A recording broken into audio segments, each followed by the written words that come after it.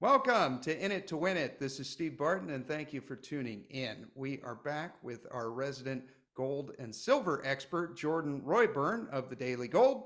Jordan, thank you for coming back on the show. Hey, Steve. Thanks for having me. It's my pleasure. Oh, the pleasure's all on this side of the table, sir. Uh, let's uh, let's start out like we always do. And what is your macro view of the economy and the precious metals markets? Okay, well, I think, and I'll mention the stock market because they're so intertwined. I think the macro view right now, and again, sticking the markets in there, is, and I know we're going to show gold against the 60/40 portfolio later, so I'll try not to reference it, even though I did. It's a very nuanced view because gold, everything you look at as far as gold, it's in a bull market. You look at various charts. They're all comfortably above the 200-day moving average. Um, you look at gold stocks against gold. I mean, they're above the 200-day moving average. They're trending up. So a lot of these indicators for gold, they're healthy. They show you're in a bull market. Now, gold has not given a bullish signal against the 60/40 portfolio yet. So this is extremely important because gold gets into a real bull market when it outperforms conventional investments. So the 60/40 portfolio, 60% stocks, 40% bonds. Gold has already broken out against bonds. It's crushing bonds. But the problem is the stock market is still going up. So you're still in a secular bull market for the stock market. And I just don't think this bull market in gold really will be that special if you're going to continue to see a bull market in the stock market. Now, however, we could be approaching an important signal over the coming months where if you look at yield curves or yield spreads, you can look at the difference between the 2-year, the 10-year, the 2-year, the 30-year. And so those have been inverted for several years, but the signal is really when they uninvert and they start to steepen and rise above zero. And if you get a significant rise above zero, that indicates a recession. And also at the same time, that usually coincides with the Fed cutting rates. So yield curves have started to steepen. I know the 2-year to the 30-year, I think that got to zero. The 2-year to the 10-year, not quite there yet. So this is going to be an important indicator to watch over the coming months. Because if you do see these curves get to zero and then really steepen and rise, that is going to be very, very bullish for precious metals. The last 3 times that happened, it was actually the start of when gold outperformed the stock market. And that's what's been missing. So when you ask me about the macro view, I have to mention that because that's something we could look for in the next couple months that could possibly push the stock market or potentially end this secular bull in the stock market, or at least usher in a period where gold is going to outperform the stock market. And that's just extremely important because generalist investors, they've had no reason to buy gold because the stock market has been trending up. It's in a secular bull. And so that is it's like a hindrance to this gold bull market where if you look at the gold since it bottomed or since it began to move at the end of February, you have not had really impulsive moves where like you had in the 2000s and the 1970s. I know it's a little early to say that, but that to me is, and it's something I've been talking about for years, but that's really the important issue for gold. And so that is how I summarize the current macro view is you have both stocks and gold are in a bull market, but it really both cannot last for much longer. Like I don't see this continuing well into next year. Okay, so we got to basically for the generalists to come in here, they got to see that the S&P 500 is not paying them. Their 60/40 portfolio is not working. What is working? Wow, gold is working, and that's when they'll shift out of that, and we'll see those charts reverse. Exactly. That's going to open up more buying and more accelerated moves in precious metals. Okay. All right. I'm going to share my screen here and we'll take a look at the gold chart. So, moving out here, this cup and handle that you've been talking about, well, I started following you and your service probably about 3 years ago. And I think we're right around here. And you talked about this super bullish cup and handle pattern that has just finally broken out. And I mean, you know, this is pretty amazing. 13-year pattern right here, and we finally broke into the upside. Where do you see gold going here, and what are your thoughts on gold right now?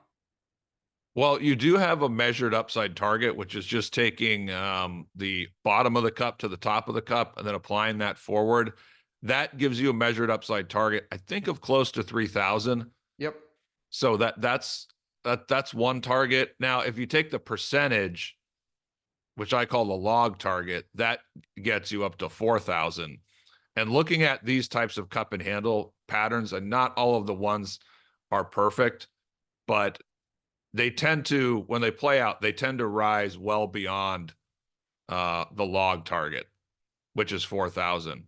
Okay. So this, as you said, this is a 13-year pattern. So this is a setup that can really launch gold, not just at 3 or 4,000, but 5, 6, or 7,000 in the next 2 or 3 years potentially. Now, again, I come back to gold against the 60/40 and gold against the stock market. That, when I mentioned these price targets, that is dependent on a market downturn in a recession. If you're telling me we're not going to have that in the next 2 years, then we're not going to hit 4,000 gold.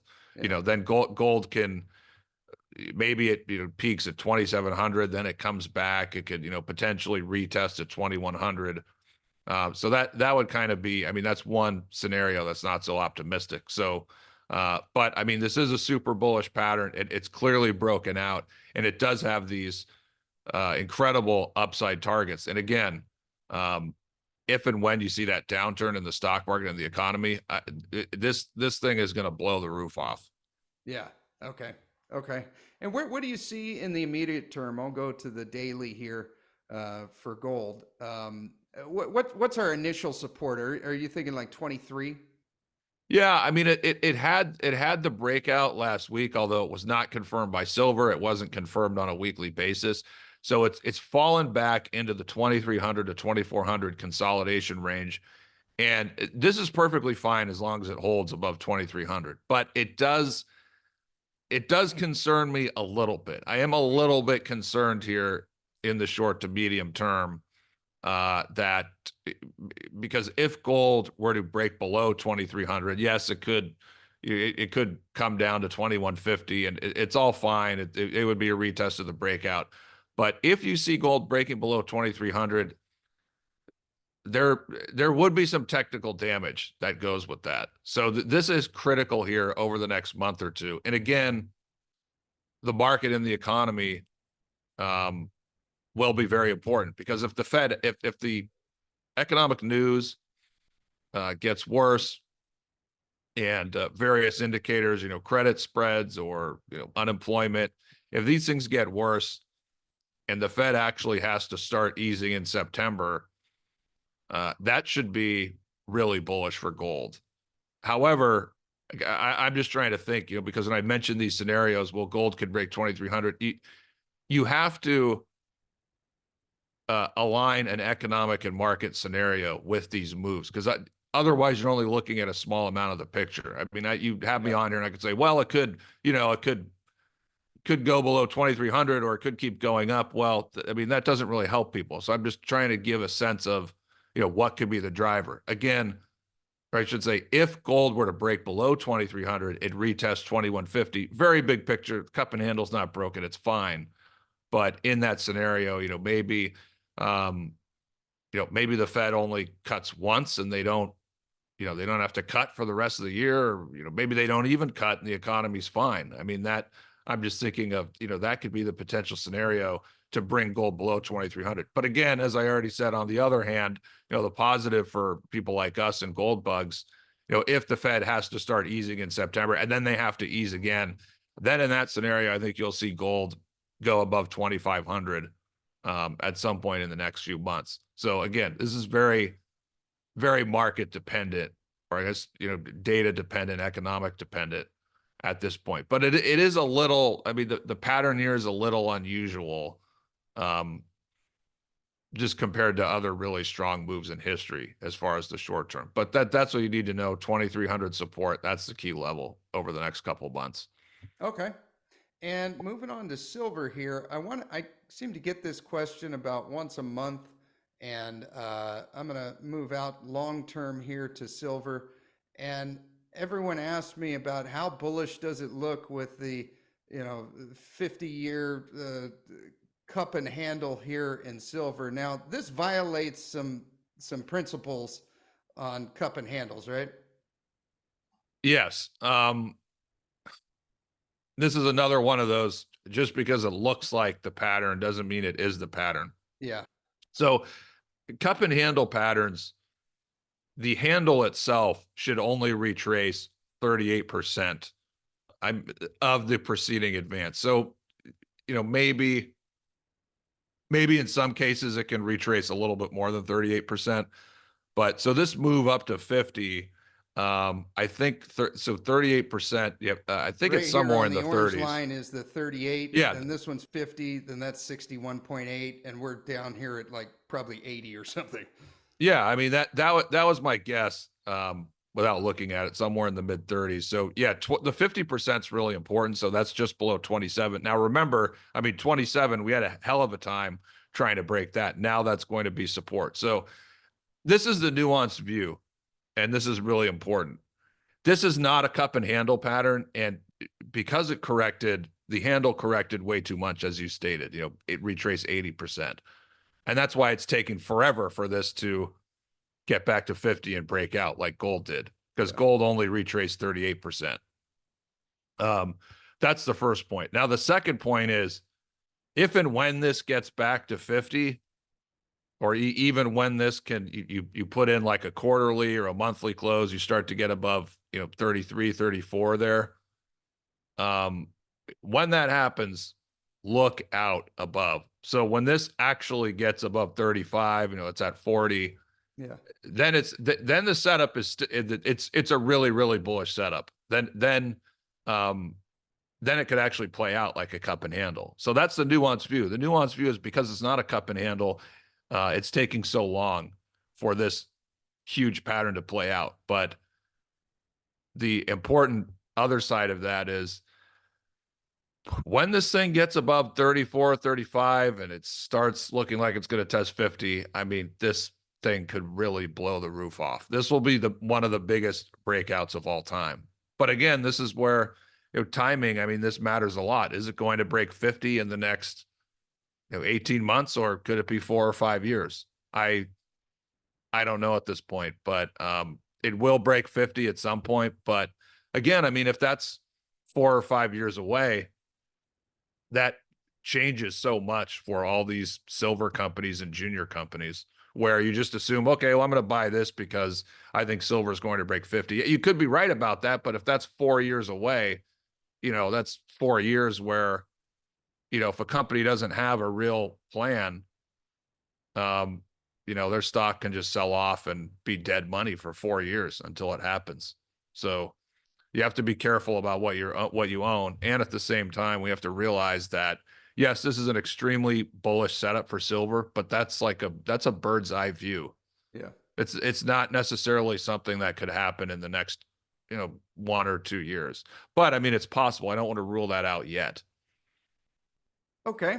Let's move on to your 60/40. Now, you actually had to make up this chart, right? This isn't something I can just find on um, uh, TradingView or something, right?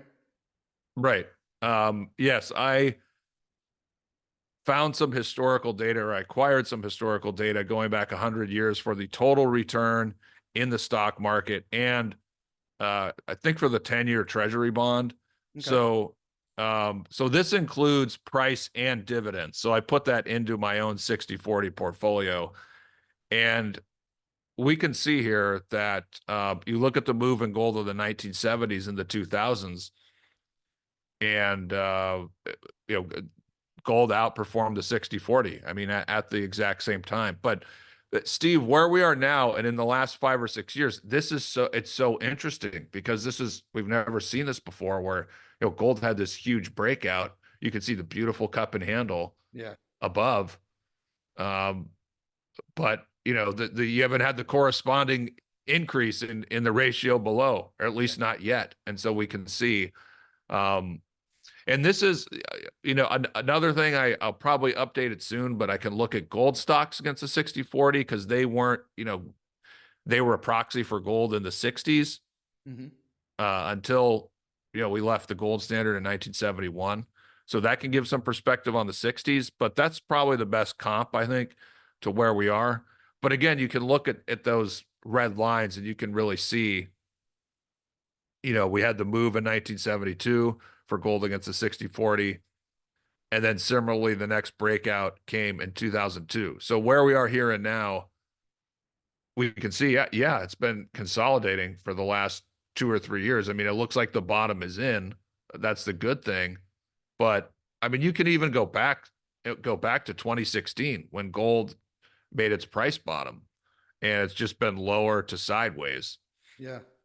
over that period. So it's real fascinating because there's not, I mean, this has never happened before. And to be brutally honest, like I have been wrong. Like I've been saying for the last 2 or 3 years, like we're not going to see a breakout in gold until it breaks out against the 60/40. Well, we did get the breakout in gold, but it hasn't broken out against the 60/40. But this is so important. Like this is the answer to so many questions that people have regarding precious metals. Like, oh, well, when is silver going to outperform, or when are the juniors going to go up? It's when you're in a real bull market, and you're in a real bull market when gold is outperforming the 60/40. And you said it before earlier, when people stop making money in the stock market and they see that gold has been trending up, it's the same thing that happened in the early 70s and the early 2000s. And then Yeah. that money moves into gold. And you don't necessarily need to see a 50% decline in the stock market or some, 1929 event. I mean, just give gold a downturn in a recession, and it should be able to break out here against the 60/40. Yeah, I'm going to bring up another one that goes right in line with what you're saying, and that is gold divided by the S&P 500, and just kind of chopping sideways here. If we zoom in, well, we've had a little some bumps here, but yeah, once this chart starts going up, I've got the line here set at 50%.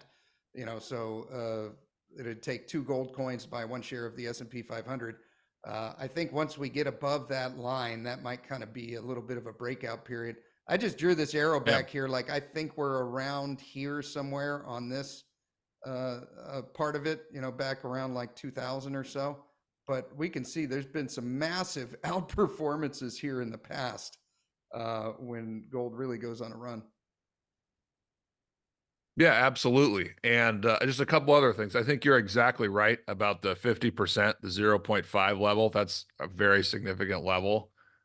And yeah, so gold against the 60/40, it does look very similar to the chart that you're showing here and now, because again, that's 60%. Although this chart is weaker in terms of gold because the 60/40 is stronger because gold has been crushing bonds, for several years. The other thing I would say is, the difference between the 1970s and the 2000s, and I can also throw the 1930s in, although it was a little more artificial because we were on the gold standard. In the 1930s, in the 2000s secular bull markets in precious metals, you still had a secular bull market in bonds.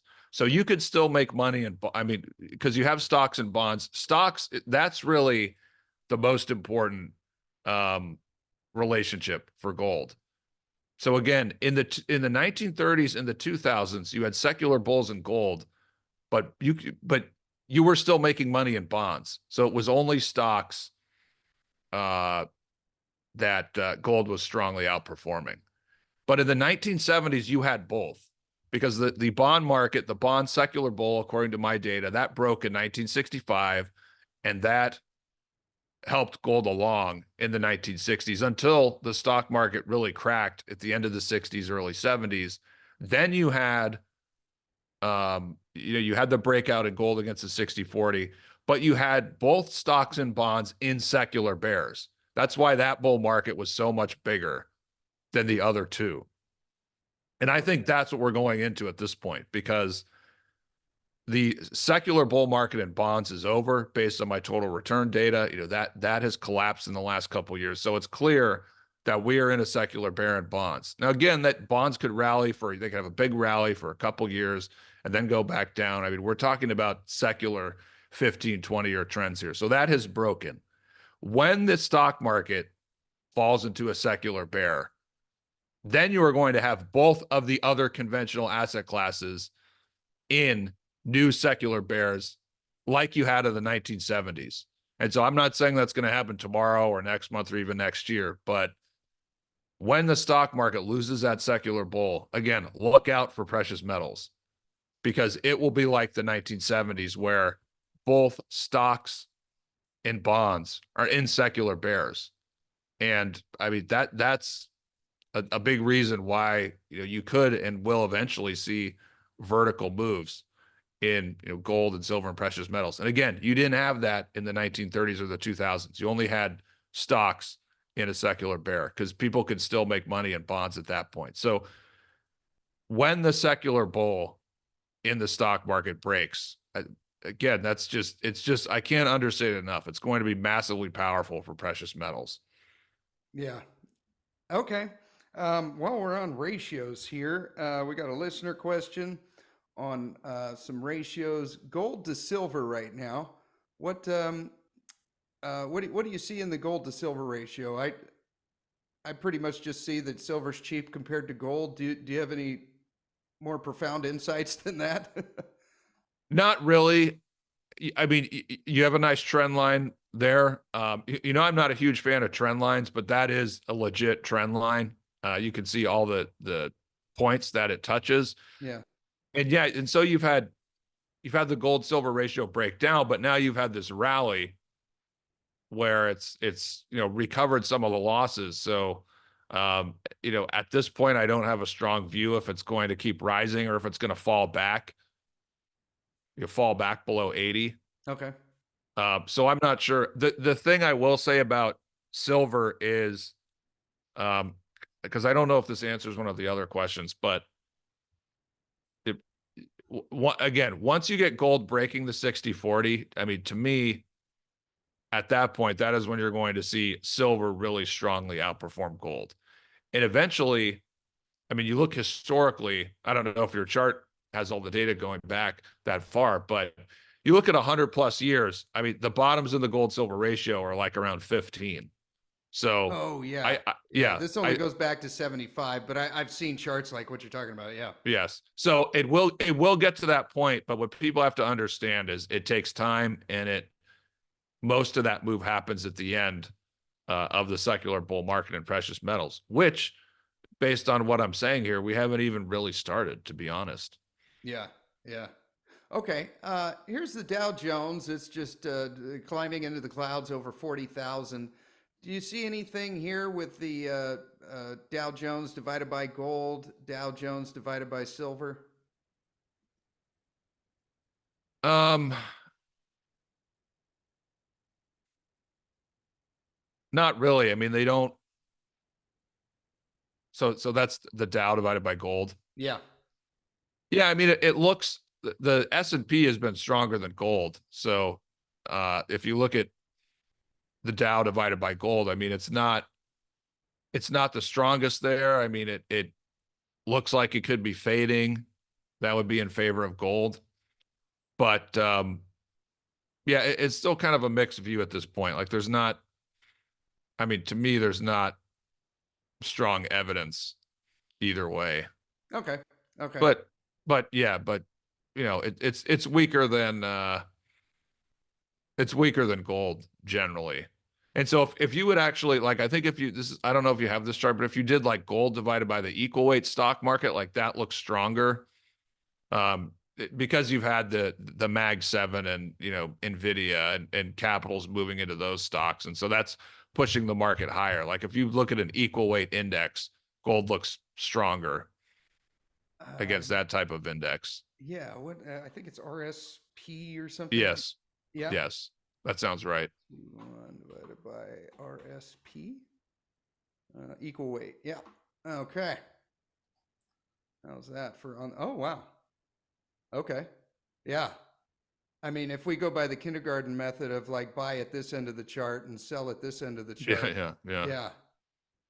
Okay. But yeah, I think if you look at the last 3 or 4 years or so, that looks better. The uptrend. Yeah. Yeah. We got a nice little, let me draw this in, Yes, right? you can see Yeah. there around 15. Yeah, Yeah. Okay. We got a general trend up here. Now, this is taking all 500 companies in the S&P 500 are worth the same amount instead of Nvidia right. being, 7% of it or whatever Yeah. it is. Yeah. Or Okay. yeah, or 80% eventually. Yeah. All right. Okay, let's see.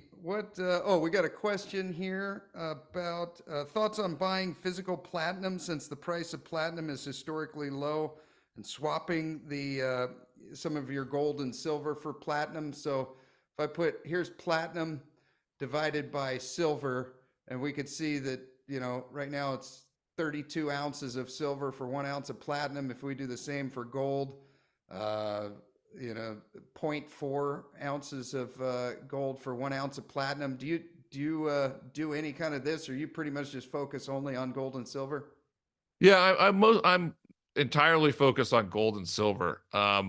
So platinum is unfortunately that's not my expertise. Although I would say, I mean, like buying. So is a question about buying for a trade, or you actually want to buy physical platinum?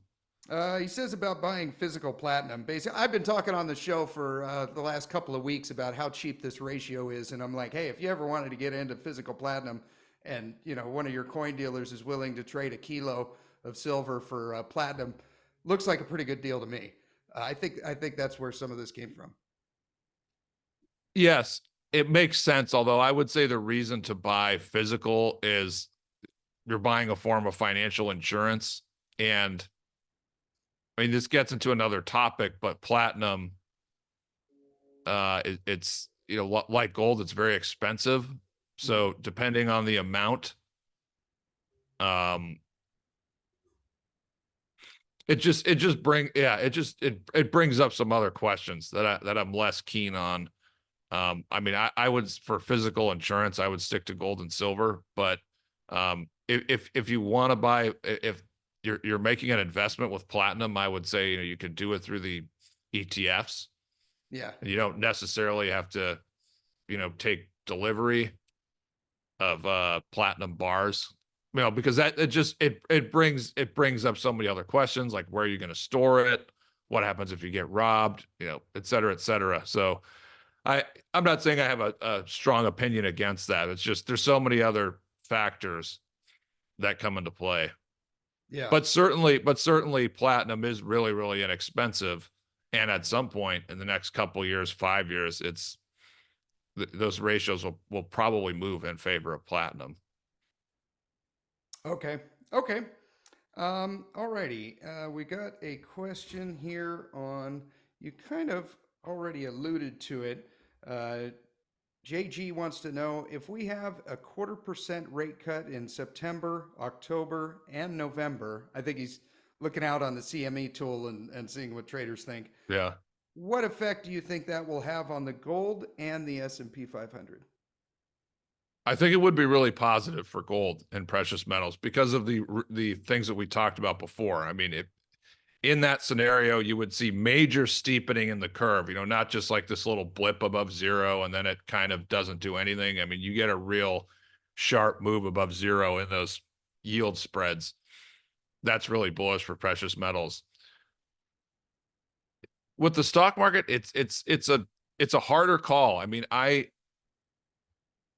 there's some history where the market peaks around the time that they actually start cutting.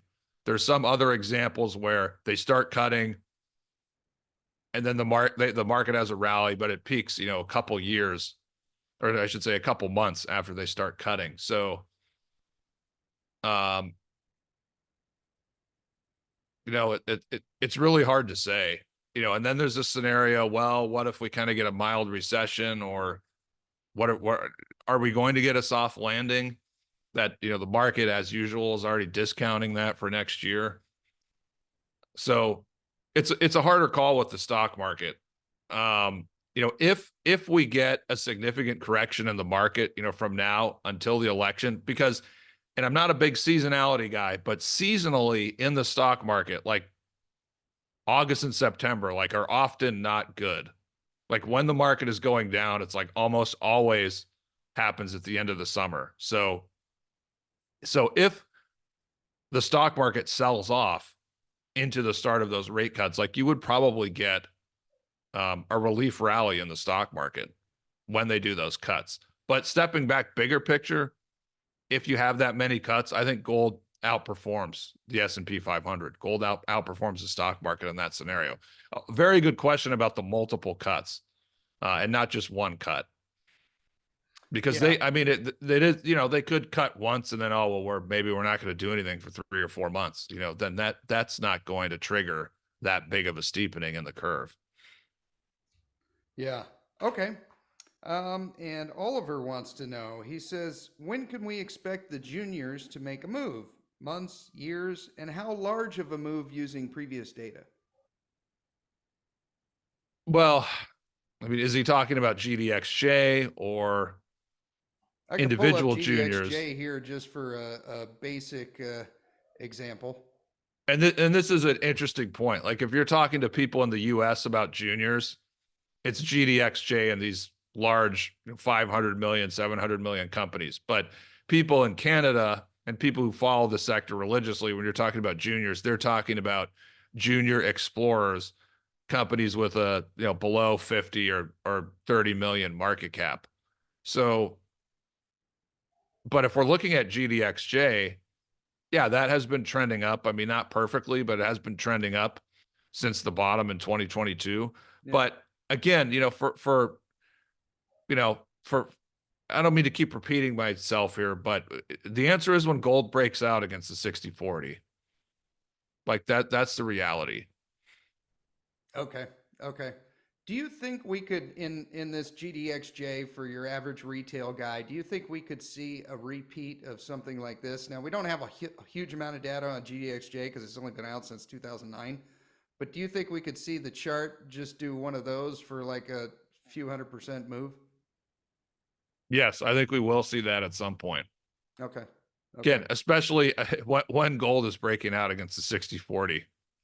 Again, not to repeat myself, but yeah, that's quite possible, and I would say likely at some point. I mean, it does have this very nice bottom and base going back 10 years, so there's a lot of built up energy here.